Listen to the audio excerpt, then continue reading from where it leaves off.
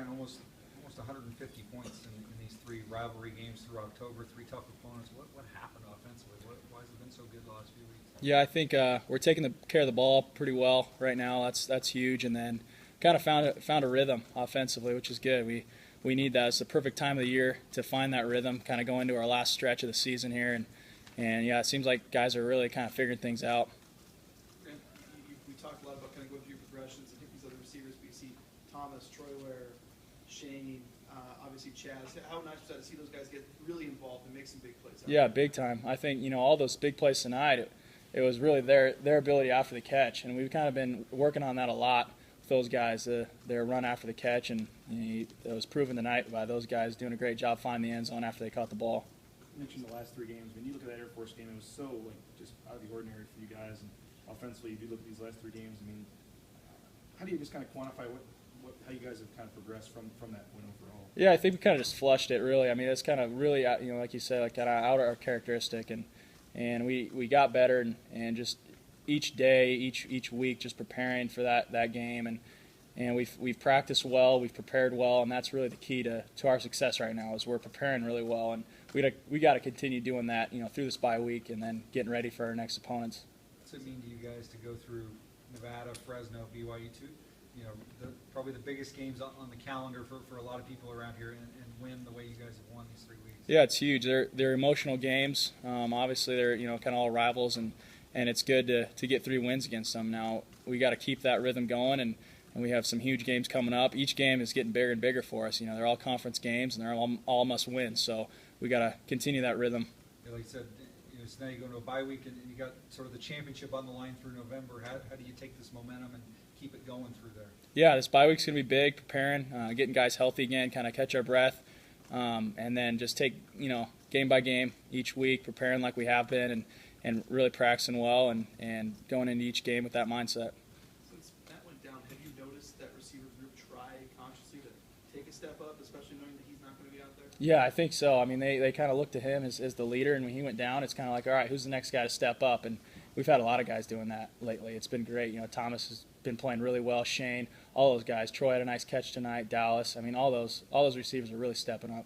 After that Air Force game, there was you got some criticism thrown your way. I'm sure you heard it. I mean, people were saying, Ryan should be a QB. I mean, just these last 3 games. I mean, do you put anything on your own shoulders to kind of prove people wrong or show people what type of QB you are? Yeah, I mean, I don't really pay attention to it a whole lot. I'm hard on myself as it is. I knew that wasn't my best performance, and I knew that I had to prove that to myself. Just these 3 games, it was personal for me, really. I knew that I was capable of playing a lot better, and so I just wanted to really come out and prove that to myself ultimately. How does that feel? Feels good. I think we're playing really well as a team, and the guys, on the offensive defensive side of the ball have really helped me out. I mean, our defense is playing really good right now. Our O-line's really clicking. Jay's running the ball well. It seems like when he's running well, things are rolling for us offensively, so we got to continue that.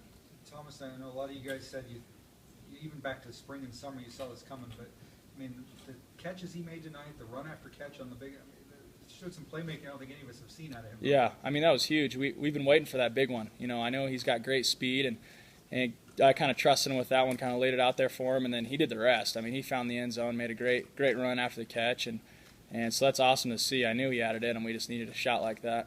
When you look at the 9 receivers that had a catch, Jay was doing that. You had some trick plays. I mean, how much fun was it? It looked like a typical Boise State offense. Yeah, it was really fun. I think we ran just about every play we had in the plan. It was crazy. Kind of after the game, it's like, man, we used all our bullets tonight, and that's what you want in a game like that. You want to go out leaving no doubt and having no regrets, and it was great that we could execute at the level that we did. It looked like you used them all in the first half. Yeah, the first half was big.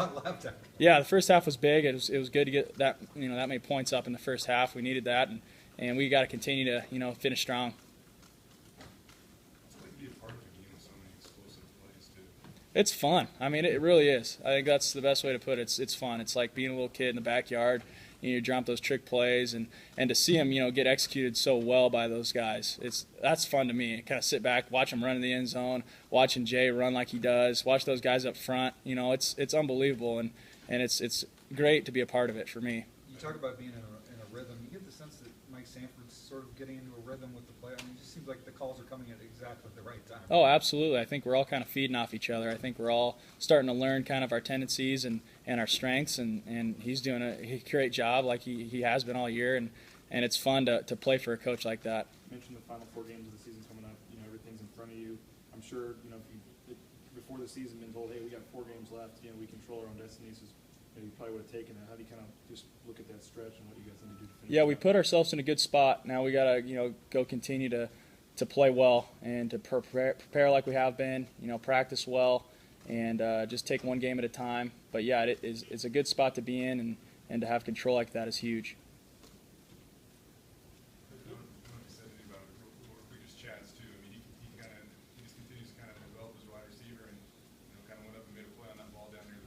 Yeah, it seems like every big play he's making it. I mean, I'm throwing it out there, but it's his job ultimately to go get the ball, and it seems like every time I do that, he's coming up with it, and it's huge. It's a momentum changer, it's a game changer, and he's kind of our playmaker right now in the long ball game. It seems like a word that was kind of used by a couple people last week was just simply trust. How much are you gaining trust? Or? Oh yeah, with all those guys. I was telling him today, even with Jay on that kind of back shoulder pass.